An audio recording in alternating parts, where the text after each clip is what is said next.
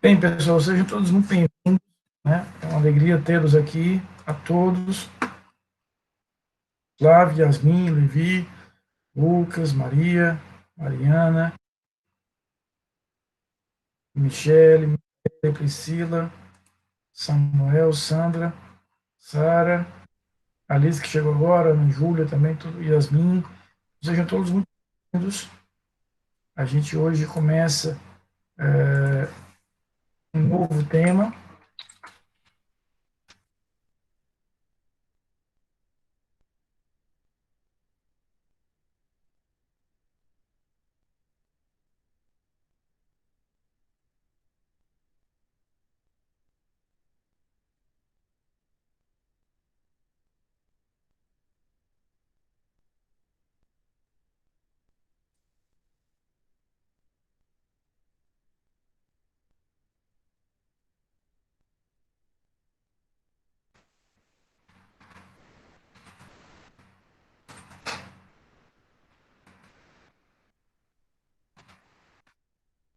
Bem, sejam todos muito bem-vindos, é uma alegria tê-los todos aqui. Os que eu falei, os que chegaram depois, Lívia, não tinha falado, Camilinha também não tinha falado, acho que a Emily também não tinha falado, mas enfim, sejam todos muito bem-vindos. Nós iniciamos hoje uma nova. A gente vai seguir nos crimes contra a administração pública, mas hoje a gente vai virar um pouquinho o chip para conhecer os crimes praticados por particular a partir de hoje. Eu queria só lembrar, eu já avisei a vocês, inclusive mais de uma vez, mas nunca é demais lembrar, e daqui, não na próxima semana, mas na outra, nós teremos a nossa prova.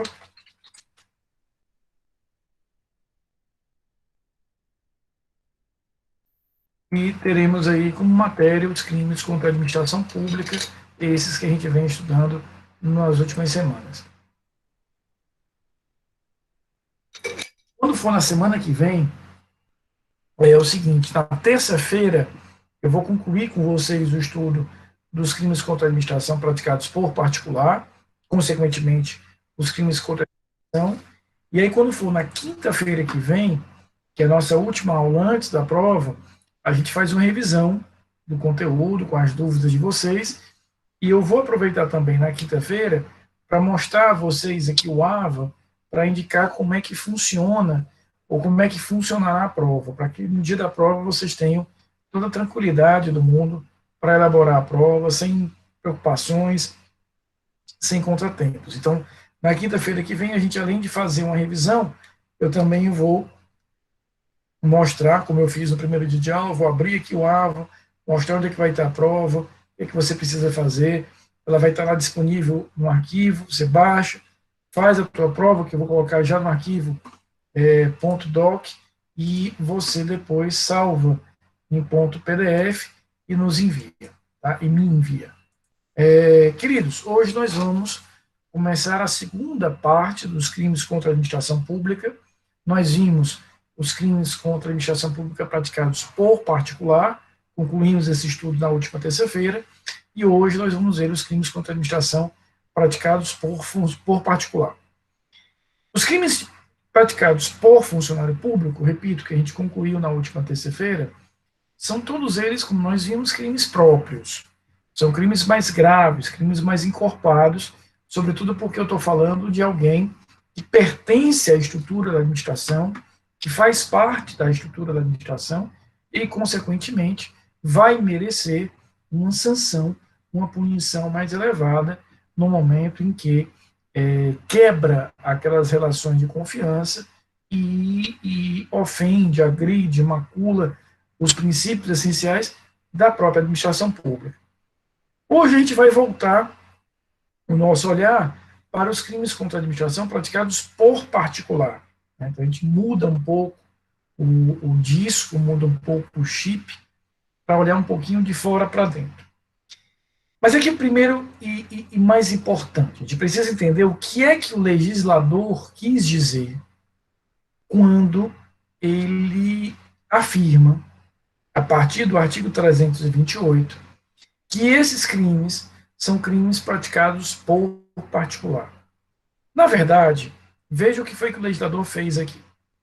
ele definiu os crimes como crimes praticados por funcionário. Definiu outros que são crimes praticados por particular. Numa leitura desavisada, numa leitura rápida, nós poderíamos pensar o seguinte: esse aqui é um crime praticado pelo funcionário e esse aqui é um crime praticado só pelo particular. Essa seria uma leitura possível, rápida, dessas expressões. Mas não é assim que nós devemos ler os crimes que nós começaremos a estudar agora. Quando o legislador usa a expressão dos crimes praticados por particular, ele não está obrigatoriamente querendo excluir o funcionário. O que ele está querendo nos dizer é que a condição de funcionário não é necessária ou obrigatória. Então, quando ele fala em crime praticado por funcionário e crime praticado por particular, muito facilmente eu rotulo aqui que a ideia é o cara não é funcionário. Não é bem isso. Os crimes contra a administração praticados por particular, o que eles querem nos dizer é que a condição de funcionário não é obrigatória. A condição de funcionário não é exigida. Então, eu posso ser ou não funcionário, e aí eu vou poder praticar o crime a partir do artigo 328. Então, entendam que a mensagem que ele quer nos passar quando ele fala em crimes praticados por particular é que a condição de funcionário não será exigida a partir de agora. Ela foi exigida até os crimes da aula passada. Nesse momento, ela já não será mais uma condição obrigatória. Então, eu posso falar de alguém fora da administração, que não tem nenhum vínculo com a administração, mas eu não necessariamente preciso excluir o próprio funcionário público. Então, alguns desses crimes que nós vamos conhecer, apesar de eles receberem esse rótulo tão direto, crimes praticados por particular, podem sim ser crimes eventualmente praticados por um funcionário público também. Apenas, ao contrário do que nós vimos até a aula passada, não se exige essa condição. É uma condição perfeitamente facultativa. Então, é essa a mensagem. Inclusive, alguns autores chegam a dizer que nós deveríamos ler os crimes a partir do 328 como crimes praticados pela administração, não necessariamente por funcionário. Me parece muito confuso, por isso que o legislador usou a expressão particular. Claro, no primeiro momento, o particular realmente é esse extraneus, né? Esse cara que está fora da administração, esse cara que está alheio à administração. Mas não quer dizer que em alguns casos, como a gente vai já exemplificar aqui no 328, eu não possa ver, eventualmente, o próprio funcionário público a praticar isso. Tá? Mas o que a gente vai conhecer agora é o estudo de crimes comuns contra a administração, onde eu não exijo mais, eu deixo de exigir uma condição especial, uma condição específica, uma condição própria para identificar ou rotular o sujeito ativo desse determinado crime. Eu não visualizo mais aquelas exigências que nós vimos até a aula passada, que o funcionário público isso, o funcionário público aquilo, o funcionário público aquilo outro. Não, é qualquer pessoa que vai praticar a partir de agora. Então, os crimes próprios ficaram para trás, a gente inicia agora o estudo dos crimes comuns contra a administração pública. Nós vamos ver 4 crimes na aula de hoje: 328, 329, 330 e o 331. Mas eu quero dividir a aula em 2 partes. Primeiro a gente vê o 328, ele tem vida própria, e depois, dentro do mesmo contexto, dentro do mesmo conjunto de crimes, nós vamos ver os outros 3, 329, 330 e 331. O primeiro deles, portanto, é o crime de usurpação de ação pública.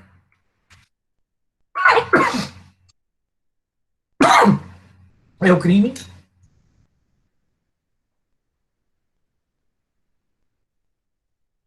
de usurpação de função pública. O que nós temos aqui? Eu já falei para vocês, inclusive, mais de uma ocasião, que a administração pública ela tem um objetivo perdão, ela busca saber a todo momento quem a está representando. Então, nós vimos aqui, em mais de um crime, essa preocupação da administração de dizer o seguinte: se fulano é um agente meu, é um agente público, um servidor público lá para o direito administrativo, é um funcionário público para os efeitos penais, ele define, ele rotula isso, porque ele sabe que as ações realizadas por aquele determinado indivíduo podem e trazem, muitas vezes, um reflexo à administração pública muito grave, muito nocivo, muito sério. Ai, perdão. Então, a administração pública, ela precisa ter o controle, ela precisa efetivamente se cercar de critérios e de controle para saber quem e em que momento está por ela agindo, falando e realizando condutas. Porque, repito, no momento em que eu ajo em nome da administração, eu automaticamente vou atrair para a administração uma série de responsabilidades, inclusive financeiras, que podem advir daquela determinada prática. Não é à toa que eu tenho uma série de controles para o ingresso na administração pública e para que eu abandone a administração pública, para que eu possa ingressar na administração e para que eu possa sair da administração. A gente viu, por exemplo, na aula passada, terça-feira, o crime de ingresso antecipado ou de permanência indevida da administração. Então, é um rigor muito grande para que eu diga, olha, você a partir de agora, deste dia, desta hora, faz parte da administração, a partir de agora, deste dia, desta hora, você já não mais faz parte da administração. Esse controle é fundamental para a atuação do Estado. Então, esse artigo 328, ele vai exatamente proteger essa face da administração pública. Então, o que eu tenho aí? Usurpar o exercício de função pública. Primeira coisa, como eu sempre gosto de fazer com vocês, veja o verbo, né? Usurpar. Ou seja, eu estou me apropriando, eu estou subtraindo o exercício daquela função pública. Eu não posso exercer aquela função pública, eu não fui investido por aquela determinada entidade ou autoridade pública. Eu não posso efetivamente exercer, mas eu exerço. Rafael, e por que é que você faz isso? A princípio, e isso sobretudo no caput, não interessa.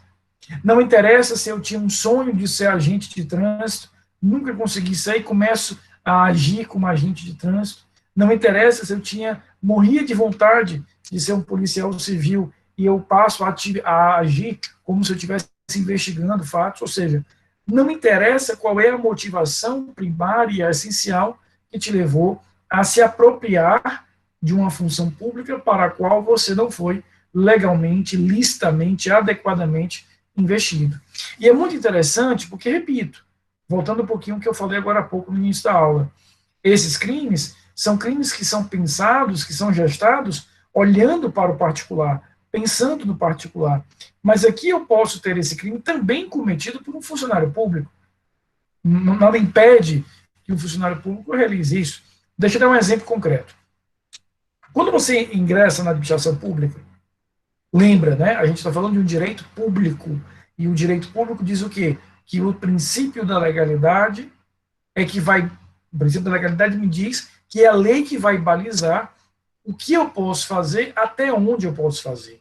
Então, eu vou enxergar no direito público, e o direito administrativo é um bom exemplo disso, que eu efetivamente só posso fazer aquilo que a lei, de forma expressa, nos autorizar, nos indicar, nos permitir. Então, quando você ingressa no serviço público, independente do cargo que você venha ocupar, independente de que tipo de função você tenha, independentemente se você está falando de um cargo no executivo, no legislativo, no judiciário, no MP, não importa. Você vai receber ali um pacote fechado, delimitado, de atribuições. Então, você vai exercer até o limite daquelas atribuições. Então, se você é um médico da Prefeitura de Fortaleza, você vai ter aquele pacote fechado de atribuições. Aí, se aquele determinado médico recebe a função de direção de um hospital, ele recebe um outro pacote de atribuições.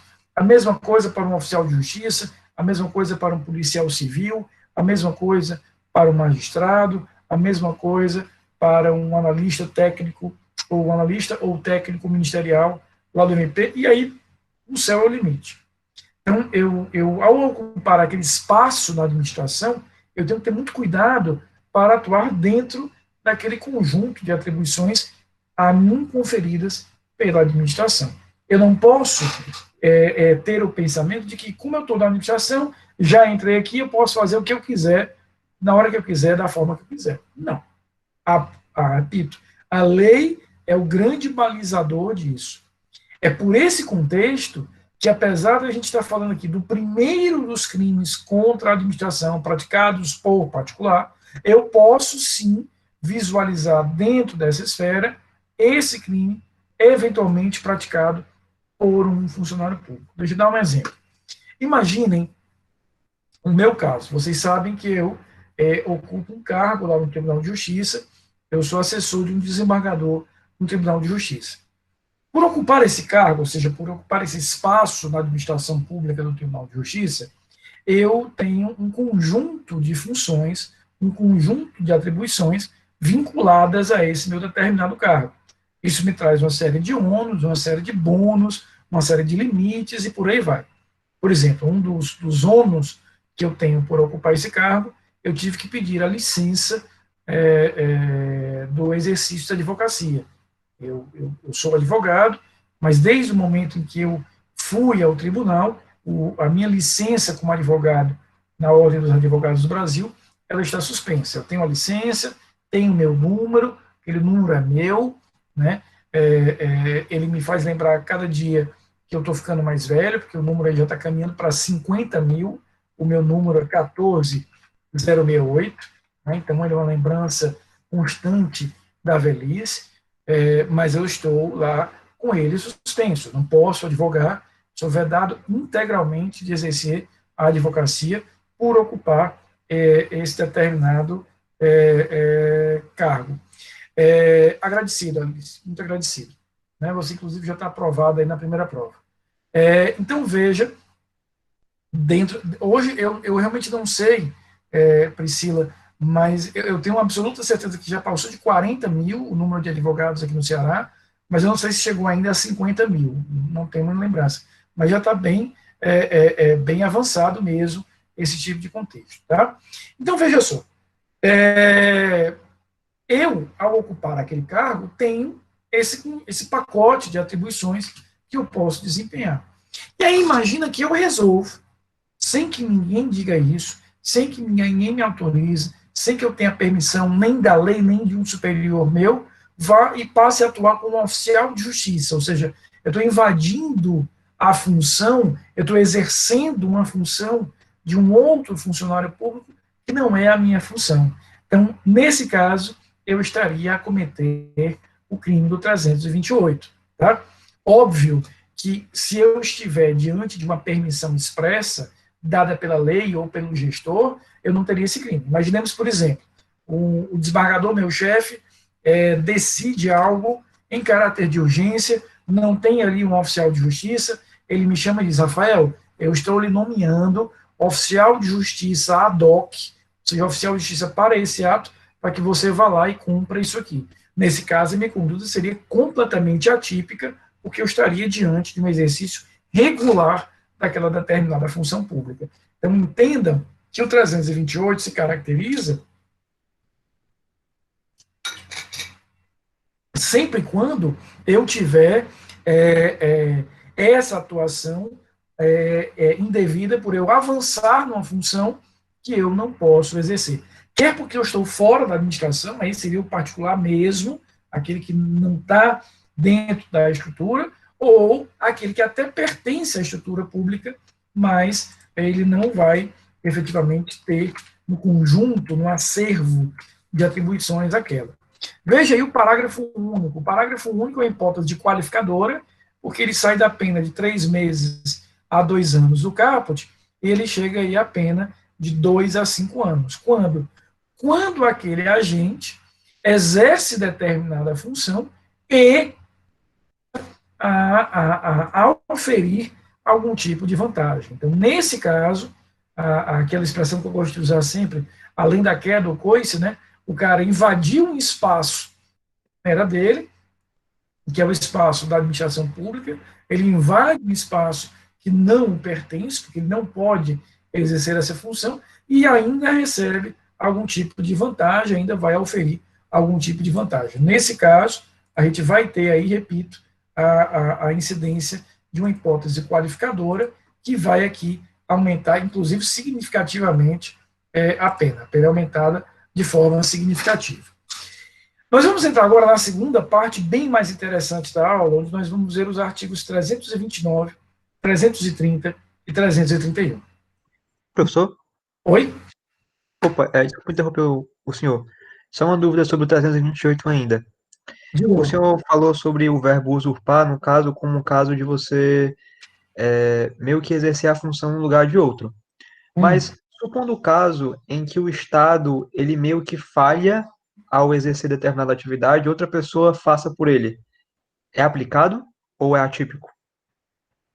Veja, Lucas, o que você, vamos imaginar aqui, eu entendi sua pergunta, mas dependerá muito, Lucas, de algumas circunstâncias. Sua pergunta é muito legal, mas a gente vai depender de algumas circunstâncias. Porque, veja só, o fato do Estado falhar, e convenhamos, ele falha cotidianamente, em várias coisas, saúde, educação e outras tantas. Gerene, fique tranquila, seja muito bem-vinda, não há problema nenhum, querido. Essa falha do Estado, Lucas, por si só, não autoriza que você invada esse rol de atribuições do Estado e exerça aquela função. Agora, pode acontecer, e aí a gente chega talvez até mais próximo da tua dúvida, em situações extremas, eu poderia visualizar aí sim uma isenção de responsabilidade, não por uma atipicidade, mas sim pela incidência eventual, por exemplo, de excludentes de ilicitude como um estado de necessidade. Então, a mera não ação do Estado não me autoriza a agir em nome do Estado. E aqui há uma sutileza, a tua pergunta é muito sofisticada, é muito bem elaborada, porque, veja, há uma sutileza muito grande. Que a gente pode imaginar aqui uma gama de hipóteses bem vasta, bem variada, que eu posso sair do crime a uma conduta atípica, a uma conduta que é de um estado de necessidade. Porque, veja só, se o Estado não está agindo e eu resolvo agir em nome do Estado e posiciono-me como agente do Estado, exercendo essa função, eu estou no 328. Se o Estado não age, imagina, por exemplo, que em determinada comunidade, como isso é comum no Brasil, infelizmente, num país em que a gente tem uma brutal desigualdade social e moral insana, como é esse nosso país. Então, há muitas comunidades, cidades, regiões do Brasil em que nada chega. Não chega educação, não chega saúde, não chega segurança, não chega nada. E aí, por exemplo, imagina que aquela comunidade, alguns membros resolvem fazer a vigilância daquela área, ou resolvem levar a educação, saúde para aquela determinada área. Mas eles não se posicionam como Estado, não é que eles estão incorporando, usurpando a sua atuação como Estado. Eles estão atuando, como é muito trabalhado hoje no direito para a regulamentação disso, o chamado terceiro setor. Atípica completamente a conduta. Porque eu não estou querendo passar-me por Estado, eu não estou querendo usurpar uma função típica de Estado. E há um outro caso, que é situações onde eu tenho situações limítrofes, extremas, que eu resolvo assim mesmo atuar, exercendo aquela função muitas vezes típica de Estado, mas diante de uma situação extrema. Aí eu estaria diante de um estado de necessidade. Então veja que a tua pergunta é muito interessante, porque ela nos permite um espectro vasto de situações. Mas, objetivamente, o simples fato do Estado não agir, não realizar suas atribuições, não realizar sua função, não vai me autorizar, não vai me facultar, em nome dele, vir a agir. Certo? Não necessariamente, Lucas, não necessariamente, ou seja, isso não representaria diretamente o constrangimento ilegal, não. Não. Dependeria muito do caso concreto, tá? Precisaria muito do caso concreto, tá? Sobre o 328, tá tranquilo?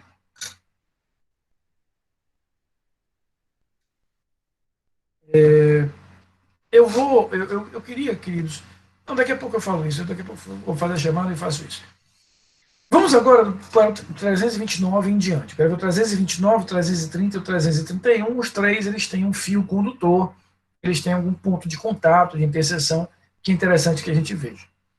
Mas eu queria, antes de ver os artigos, eu queria contextualizar um pouquinho qual é o valor jurídico protegido por esses artigos.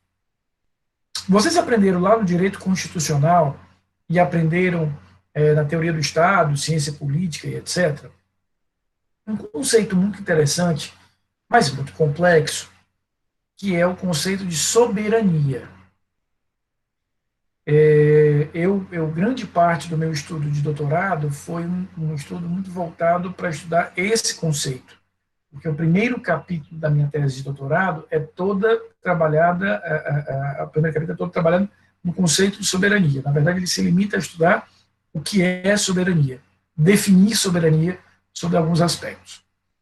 Primeiro, a gente precisa fazer uma distinção, né? Porque quando a gente fala de soberania, a gente está falando de um termo muito plural nos seus significados. Então, eu posso ter a soberania popular, muito concreta agora no período das eleições, onde nós, povo, detentores do poder popular, escolhemos nossos representantes, elegemos quem a gente quer que venha nos governar, produzir normas e etc. Isso é o exercício de um aspecto da soberania, que é a soberania popular. A soberania que eu estudei no meu trabalho de doutorado é um outro aspecto da soberania, é a soberania estatal. É o Estado como um ente soberano e que ele vai, exatamente por ser detentor dessa soberania, ter condições de colocar-se em pé e de se impor externa e internamente. Então, eu não quero tratar agora da soberania popular, isso aqui a gente pode tratar em outro momento, mas não é isso. Eu quero conversar com vocês sobre a soberania do Estado, a soberania estatal. É essa que efetivamente me interessa por hora. O que eu tenho aqui? A soberania estatal é a capacidade que o Estado tem de fazer-se Estado, de exercer sua autoridade, quer no plano externo, quer no plano interno. Do ponto de vista externo, a soberania estatal externa faz com que o Estado possa dizer, olha, eu sou um Estado nacional, portanto você me respeite. Tanto é que ele tem uma prerrogativa, ele tem esse poder de dizer, você não entra no meu território, você está expulso do meu território, eu vou lhe deportar do meu território. Você, para ingressar no meu território, você tem que ter um visto.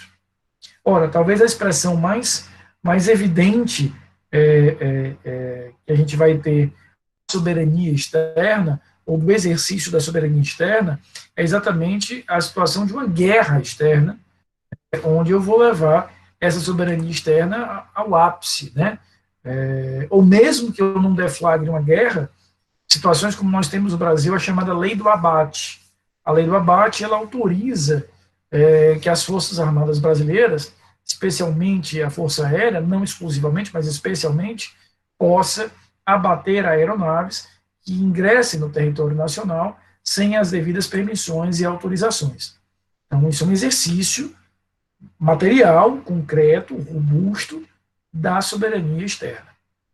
Mas eu queria explorar com vocês um outro aspecto da soberania do Estado, que é a soberania interna. Qual é a principal consequência do exercício dessa soberania interna? É a capacidade que o Estado Nacional tem de impor internamente, portanto, dentro de suas fronteiras geográficas, o seu ordenamento jurídico. Explicando num português que uma quinta-feira à noite merece, soberania interna se caracteriza pelo poder que o Estado tem de mandar dentro de casa. aquele poder, por exemplo, que quem é casado não tem, né? Eu digo muito, só tem dois tipos de marido, o que a mulher manda e os mentirosos. Só tem esses dois tipos, né? Não, eu mando em casa. Não, não manda, não tem perigo de mandar, não quero dizer que manda, não tem. Soberania interna é desse caso. Eu brinco com a minha esposa que além de eu claramente saber que ela manda, minha esposa é estrangeira, é colombiana, então eu brinco muito com ela que ela veio da terra do Pablo. Eu não vou discutir com a mulher que veio da terra do Pablo. Não dá para começar uma discussão com isso. Né? Então a gente tem que saber que não manda, é fato. Então quem exerce, né, a soberania interna é a mulher, não há dúvida disso. Então o Estado é a mulher dessa relação interna. É ele que vai ter a capacidade de impor o seu ordenamento jurídico. Então, aquela pergunta simples que a gente muitas vezes faz de por que eu preciso cumprir uma lei?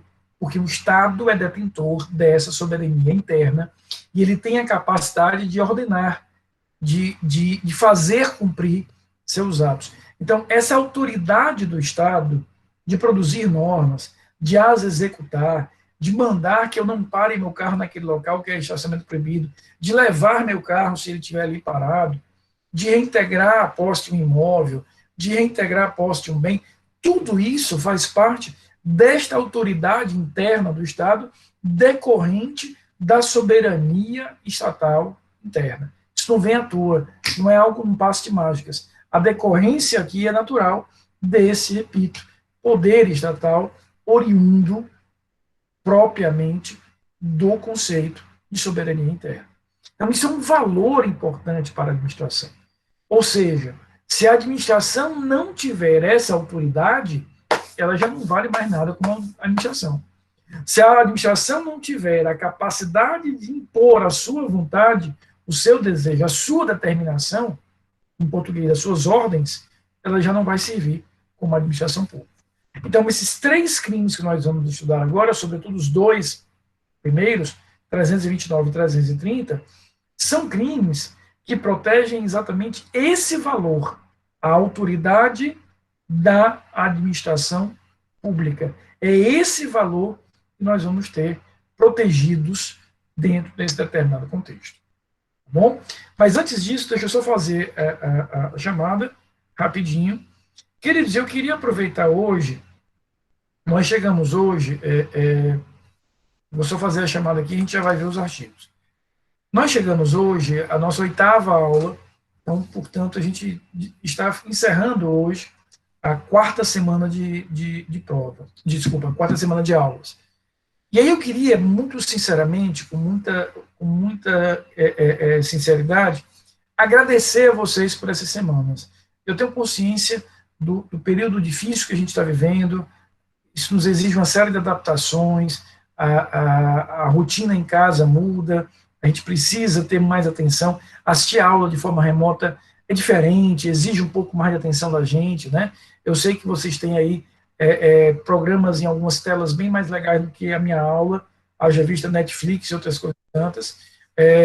Então, assim, muita gratidão que eu tenho com vocês de uma hora dessa, quer dizer, nossa turma tem 60 alunos matriculados no horário CD da noite, e eu normalmente tenho aqui, talvez hoje tenha o menor público de 31 alunos, normalmente eu tenho 45, 50, 50 e poucos alunos no horário CD, então fica aqui minhas palavras de gratidão, obrigado por a gente ter vencido juntos esse primeiro mês, e entender, eu acho que perceber que a gente já venceu um mês muito alentador e nos dá renova o nosso ânimo para que os próximos meses sejam ainda melhores, tá certo? A gente tem, todos nós professores, e eu em particular, nós temos nos esforçado muito para estar junto de vocês, para ajudar, para colaborar. Então, fica aqui minha imensa palavra de gratidão pela dedicação de vocês, pela presença de vocês, pelas dúvidas, pelas colocações, por estarem aqui acompanhando a aula. Muito, muito obrigado mesmo, tá bom? Então, eu vou só fazer aqui a chamada rapidez e a gente já retorna. Só um minutinho.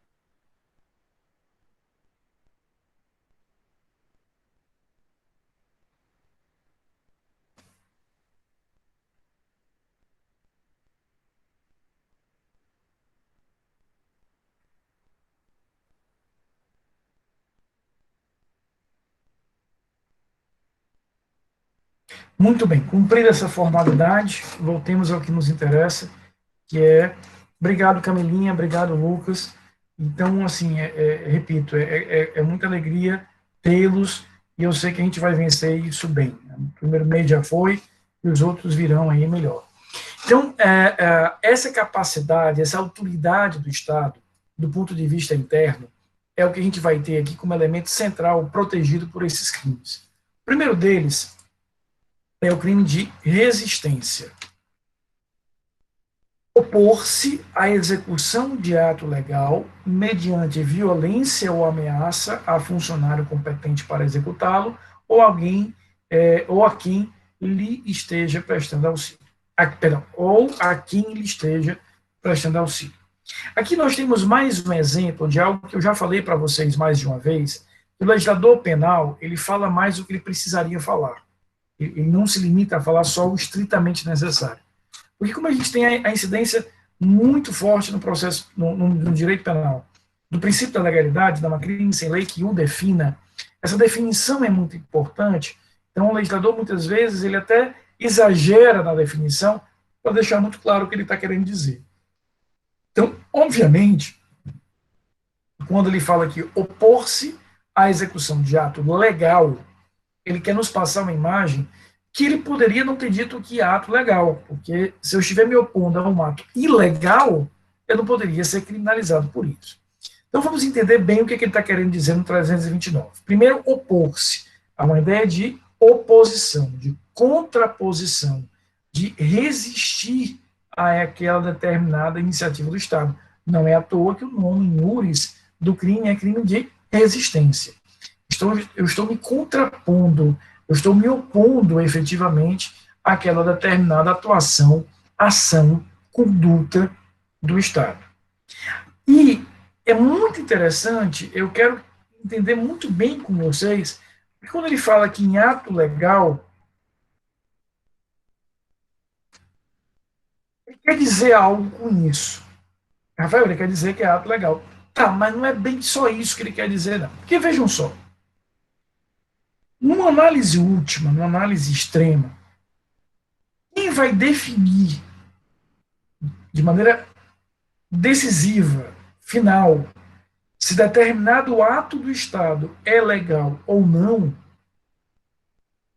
é o judiciário.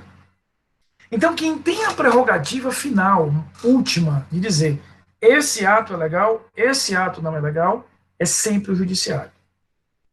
Então, na verdade, quando o legislador penal fala aqui de opor-se à execução de ato legal, ele não está necessariamente querendo nos dizer que esse ato ele é absolutamente, irremediavelmente legal. Porque se assim fosse, não adiantaria nem eu discutir isso no judiciário. O que ele está querendo nos dizer com ato legal é que esse ato não é manifestamente ilegal. Eu quero que vocês interpretem essa expressão ato legal desta forma. Aquele ato, ele não é manifestamente ilegal. Por quê? Porque eu não posso afirmar de forma ou de maneira categórica que eu estou a falar de um ato 100% legal. Porque, eventualmente, esse ato pode ser contestado no judiciário e, eventualmente, o judiciário pode reconhecer algum tipo de legalidade de forma ou de conteúdo daquele ato. O que ele precisa nesse momento para a caracterização do crime é que ele não tenha uma ilegalidade patente, óbvia, clara. Porque se ele tiver uma ilegalidade patente, óbvia, clara, a minha conduta de resistência não será criminosa. Deixa eu dar um exemplo concreto para vocês.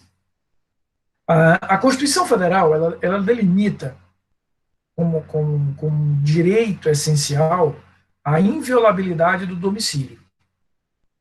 Então, o domicílio ele é inviolável. Mas ela permite 3 situações de exceção.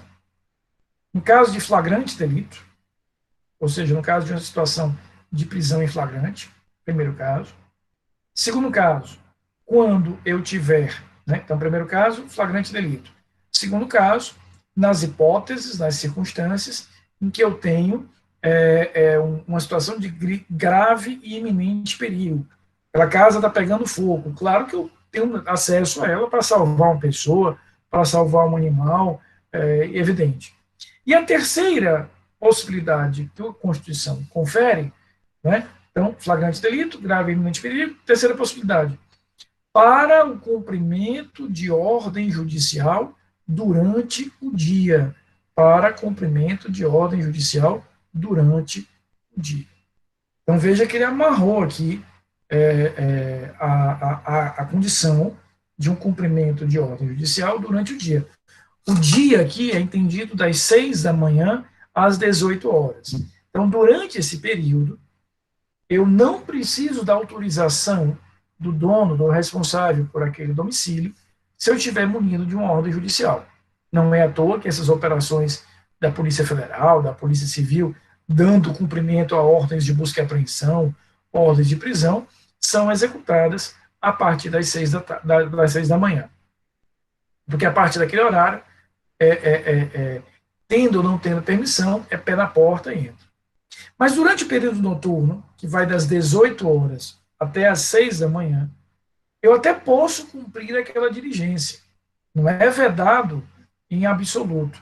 Mas para que eu cumpra, eu tenho a possibilidade eu só posso ter essa possibilidade se o responsável da casa, se o dono daquela residência, o responsável por aquele imóvel, permitir e autorizar. Então, são 9h26, 21h26, uma hora dessa. Imaginemos que a Polícia Federal chega à tua casa, uma ordem de busca e apreensão. A ordem é válida, não há nenhuma dúvida que ela é válida. Mas ela não pode ingressar na tua casa se você não der a permissão expressa. Rafael, e se ele ingressa, aquela ação do Estado é uma ação ilegal. Olha que interessante, até as 17 horas e 59 minutos, ela é legal. Virou a noite, se torna ilegal.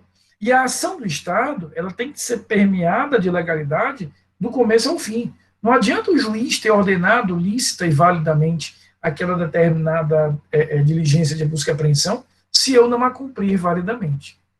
E aí, se ele quiser ingressar numa hora dessa, você pode validamente resistir. Ele vai dizer, não, aqui você não entra.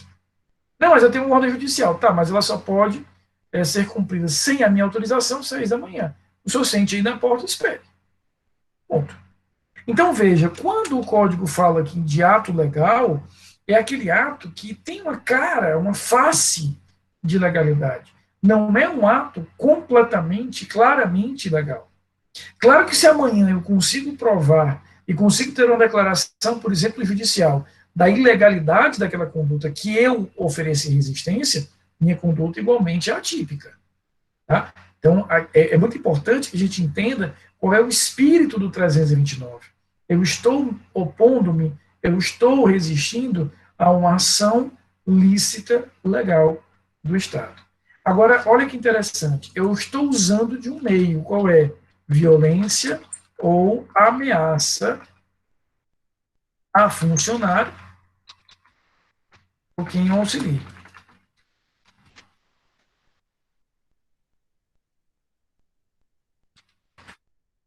O meio através do qual eu vou efetivamente resistir é um meio violento, é um meio agressivo, é um meio ameaçador. Então, eles chegaram para cumprir uma ordem de reintegração de posse naquele determinado imóvel. E aí, para a gente usar uma linguagem mais sofisticada, né, eu pego uma pedra e rebolo no escutador de telefone do cara. Rebolo no meio da testa dele, no meio do quingo dele. O que é isso? Um ato violento. Por que é que eu estou agindo com aquela violência reboladora, né, rebolativa, para impedir o cumprimento daquela determinada ordem? Então, quando eu estou me opondo ao Estado, super chique, Camila, pense num negócio, eu planto a mãozada no escutador de telefone, né?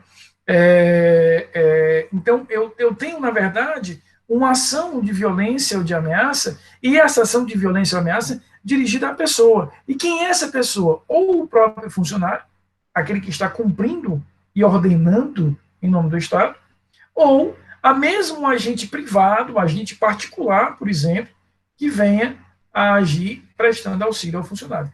Imaginemos que para aquela reintegração de posse, ordenada pela Justiça, que a Prefeitura reivindicou, a Prefeitura contratou uma empresa, veja, uma empresa privada, não tem nada a ver com a estrutura do Estado, para que ela trouxesse caminhões e aqueles caminhões servissem para levar as pessoas e os bens daquelas pessoas. E aquelas pessoas que oferecem resistência, ao invés de agredir o oficial de justiça ou agredir ao policial, agridem ao motorista do caminhão. Veja, o cara é empregado de uma empresa privada, não tem nada a ver com a prefeitura ou com a justiça, ele está ali apenas porque foi contratado para prestar aquele determinado serviço. Ele entra nessa categoria ou quem esteja prestando auxílio. O crime é o mesmo. E o crime vai existir, o caput do crime de resistência vai existir, independente da minha motivação. Eu estou resistindo porque eu moro ali, eu estou resistindo porque eu faço parte de um grupo social de auxílio àquelas pessoas, eu estou resistindo porque eu quero me lançar candidato a vereador na próxima eleição, eu estou resistindo porque eu não estava fazendo nada, resolvi resistir. Não estou fazendo nada em casa, vou resistir. Bom, não interessa porque que você está resistindo, o crime é o mesmo. E assim como também não interessa eventuais consequências desse teu ato. A não ser, veja o que, diz aqui o parágrafo 1º. O parágrafo 1º do 329 vai dizer o seguinte: se o ato, em razão da resistência, não se executa, ou seja, se eu conseguir, pela minha resistência, por esse ato violento de resistência, por esse ato ameaçador de oposição, fazer com que aquela ordem judicial, aquele mandamento judicial não seja cumprido, eu não só respondo pelo crime de resistência, como pela figura qualificadora do parágrafo 1º. Então, eu resisti com tamanha intensidade que eles desistiram de cumprir aquela reintegração de posse naquele dia. O oficial de justiça chegou à tua casa para fazer a penhora de um bem, ou para fazer a busca e apreensão do carro, e você plantou a mãozada no tronco da orelha dele, e ele foi embora. Não, eu não sei se ele vai colocar assim na certidão, né? Que esse oficial de justiça dirigiu-se à rua tal, e em lá chegando, o demandado, né, que estava na posse do veículo a ser buscado e apreendido, plantou a mãozada no escutador de telefone desse oficial de justiça. Provavelmente ele vai ser mais sofisticado na certidão. Mas veja, aquela ação violenta tua fez com que ele não cumprisse a diligência, ele não cumprisse a ordem que ele estava ali para cumprir. Eu tenho aí a figura do parágrafo 1º. Não, Sandra, ele não silencia, tá? Porque ele vai te dar a solução no parágrafo 2º. Quer dizer, na verdade não é bem isso que você está perguntando, mas eu só vou aproveitar aqui para enganchar o parágrafo 2º. Vamos dizer, professor, essa violência seria via de fato, lesão corporal ou até homicídio? Qualquer delas. Você foi muito técnica, Sandra, muito técnica, porque a escala de violência contra a pessoa no direito penal é exatamente essa que você trouxe. Eu te parabenizo por isso, que é via de fato, né, lesão corporal e homicídio. O escalonamento da violência contra a pessoa é exatamente esse. E para o crime, ele silencia porque ele quer silenciar, porque não interessa qual é a natureza da violência, Sandra. A pergunta foi muito bacana para que a gente entenda que não interessa a intensidade do ato violento que você está realizando. Basta efetivamente que eu seja violento. Agora, veja aí, Sandra, o parágrafo 2º. O que ele está dizendo? As penas desse artigo são aplicáveis sem prejuízo das correspondentes à violência. Então, no parágrafo 2º, ele está nos indicando, de forma expressa, de que há sim a possibilidade do concurso entre uma dessas figuras que você falou, vias de fato, lá uma contravenção, lesão corporal e homicídio crime, com o 329. Então, se o meu ato de violência é tamanha violência, que eu mato uma pessoa ali, mato um oficial de justiça, mato um policial, mato o motorista do caminhão, da retroescavadeira, eu respondo pelo 329, mais plus o crime de homicídio. Se resulta, por exemplo, imagine que você joga uma pedra, acerte o olho daquela pessoa, aquela pessoa perde o sentido da visão do olho esquerdo. Eu tenho aí o crime de lesão corporal grave. Exatamente, eu vou combinar esses artigos. Então, o legislador precisou indicar isso no parágrafo 2º para que não gerasse a dúvida. E aí, eu aplico um crime especial sobre geral, evolui para homicídio, respondo só para resistência? Ele está deixando claro, bichão, você vai responder pelos dois. Você responde pelo crime contra a administração, você ofendeu a administração, e você também responderá pelo eventual crime contra aquela pessoa que você praticou. Tá? Então, não interessa, né, qual é a natureza da violência, mas eu posso sim vir a responder em concurso com a respectiva ato ilícito, contravenção ou crime. Professor, Oi. uma dúvida. Assim, no 329, ele já inclui no caput a questão da violência, né? Aí o senhor falou que é Isso. possível que eu responda 329 em concurso com homicídio. Isso não seria bis in idem, não? Não, não seria. Primeiro, porque é uma previsão expressa, né? E segundo, porque eu tenho aqui duas finalidades distintas. O crime aqui não seria, porque, veja, eu estou usando a violência como meio de ofender a autoridade do poder público, e essa violência foi capaz de produzir um resultado maior, que eu responda por esse resultado maior. Na verdade, você não está sendo punido duas vezes pelo mesmo fato. Você está sendo punido duas vezes por fatos diferentes, por consequências diferentes daquele determinado evento. É algo parecido com aquela figura do resultado diverso do pretendido, ou de um eventual crime até mesmo préter culposo, préter doloso. Ele se préter doloso. a essa figura, do que propriamente a questão do no bis in idem. Então, não há nenhuma restrição a isso, não. Tanto é que o próprio Código vai fazer isso de forma expressa. Eu tenho um crime contra a administração e tenho um crime contra a pessoa que eu vou responder. Beleza? Queridos, o 330, ele vai trazer uma figura parecida, mas ele baixa a fervura. Ele vai baixar o grau. O que ele vai dizer aí no 330? Ele traz o crime de desobediência. Desobedecer a ordem legal de funcionário público. Então, qual é a diferença básica entre a resistência do 329 e a desobediência do 330? O meio através do qual eu estou cumprindo ou realizando ou praticando aquela determinada conduta. Tanto na resistência quanto na desobediência, eu não estou acatando a ordem pública. Esse ponto é comum, esse ponto é igual. A diferença estará em como é que eu estou fazendo isso. Porque, veja, no artigo 329, de resistência, eu estou utilizando de violência ou grave ameaça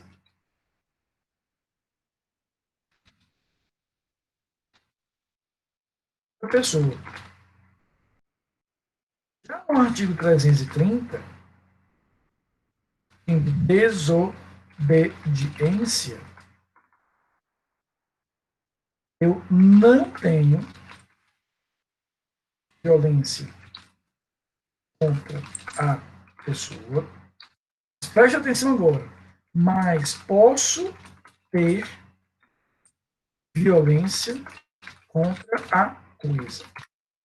Vamos entender o que eu estou querendo dizer para vocês. Vou trabalhar com o mesmo exemplo, tá? Para a gente entender bem essa sutileza da diferença. Estou numa ocupação ilegal. Foi autorizada a reintegração de posse. Naquele dia chegam lá os caminhões, a retroescavadeira da prefeitura, o oficial de justiça, polícia e tal.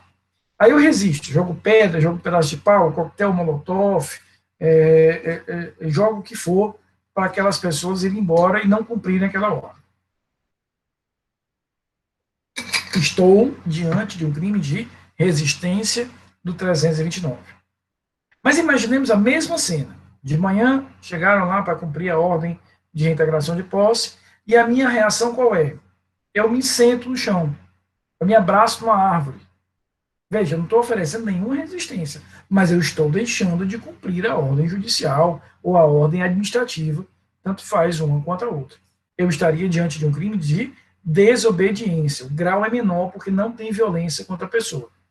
Posso até agir, e aqui é um cuidado que a gente precisa ter, eu posso até agir de forma violenta, mas essa violência seria dirigida à coisa.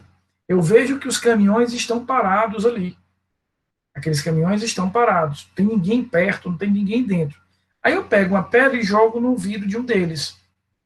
O meu ato é violento, mas é uma violência dirigida à coisa, ao objeto, não à pessoa. Eu continuo no artigo 330.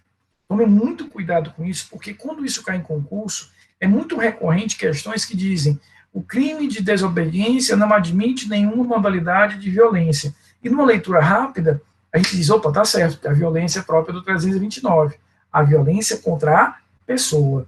A violência contra a coisa pode ainda configurar o 330. E aí outra questão interessante, esses dois artigos. Dentro do mesmo contexto, convenhamos, pode acontecer o seguinte caso. Chegaram lá para cumprir a diligência de busca e apreensão, ou de reintegração de posse. Aí eu sentei no chão, digo, não saio daqui. Mostro que eu não saio daqui. Aí o clima vai esquentando, o pessoal diz, não, vai ter que sair, não sai, não sai. Aí eu pego uma pedra e rebolo na cabeça. Eu estou com negócio de rebolar hoje, não sei o que é isso. Eu pego uma pedra e rebolo, né, diante daquela determinada situação. A Priscila pergunta, no caso do que ocorreu com o senador Cid Gomes antes do tiro, caberia o 330, as pedras jogadas contra a República? Não, ali na verdade não, viu, Priscila? Porque ali você não tinha uma ordem judicial, né? Ali você tinha uma loucura generalizada, né? Toda vez que vejo aquela cena, eu não deveria rir, é uma coisa terrível aquela cena, mas eu, infelizmente, eu não consigo não rir quando eu me lembro daquela cena, porque se vocês verem, tem um vídeo e tem alguém que grita assim, mataram o Cid! Eu fiquei com esse mataram o Cid na cabeça, eu não consigo sequer, Priscila, me perdoe, analisar com certa seriedade aquela cena, porque toda vez eu estou falando contigo aqui, estou com mataram o Cid na cabeça. Não, ali, na verdade, ali é uma loucura generalizada, eu não sei nem te dizer qual é o crime mais grave e de quem ali, porque você tinha um motim de um lado, né, mas ele não estava ali cumprindo uma ordem judicial, muito menos ele tinha a investidura de uma autoridade administrativa, né? Então ali foi uma insanidade generalizada dele, dos que o seguiam, dos que estavam amotinados, do cara que gritou matar o Cid, todo mundo ali estava. Mas vocês estão rindo porque vocês estão lembrando da cena do matar o Cid, né? Eu, inclusive, vou mandar depois no nosso grupo de WhatsApp, porque eu tenho uma figurinha, né, do Cid, nunca apaguei a figurinha do Cid, é importantíssimo, mando já no nosso grupo de WhatsApp. Mas ali não tem nada a ver com isso, porque na verdade ele não estava ali a cumprir uma determinada ordem. Imaginemos, só para aproveitar o teu exemplo, Priscila, imaginemos que eu vá cumprir uma ordem de reintegração. Então foi ordenada a reintegração daquela unidade militar. E aí eu chego para cumprir e há uma resistência ou uma desobediência. Aí seria o caso. Tá? Não é bem o caso do matar ou sim, não. Tá? Eu me lembro daquele dia, eu estava despachando com o desembargador no tribunal, e aí ele recebeu a notícia e me falou, desembargador, não brinque, não, um negócio desse já se viu, isso não vai acontecer, desembargador, pelo amor de Deus, num momento desse eu vejo com uma brincadeira. Aí ele pegou o celular e disse, Rafael, veja, sabe aquela coisa, é realmente uma cena que você só acredita porque tem um vídeo. Se não tivesse o vídeo, não tinha no mundo que me fizesse acreditar